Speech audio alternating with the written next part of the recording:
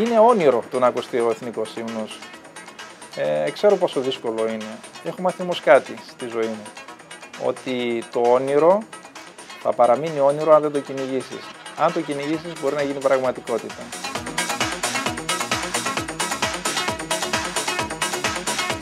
Εμένα το άγχος μου βγαίνει σε δημιουργικότητα και αποδίδω καλύτερα στα στάδια και στα γηπέδα στις μεγάλες διοργανώσεις.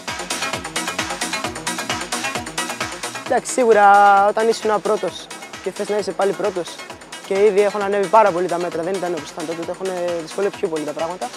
Σίγουρα πρέπει να κάνεις κάτι παραπάνω από αυτό που μπορείς. Ο στόχος μου είναι να μπω στην εξάδα και από εκεί και πέρα ό,τι κερδίσω, ό,τι κάνω το καλύτερο. Εγώ θα βάλω τα δυνατά μου, ό,τι μπορώ να κάνω καλύτερο. Έκτη αίσθηση, Τετάρτη, 13 Ιουνίου στις 10:30 το πρωί.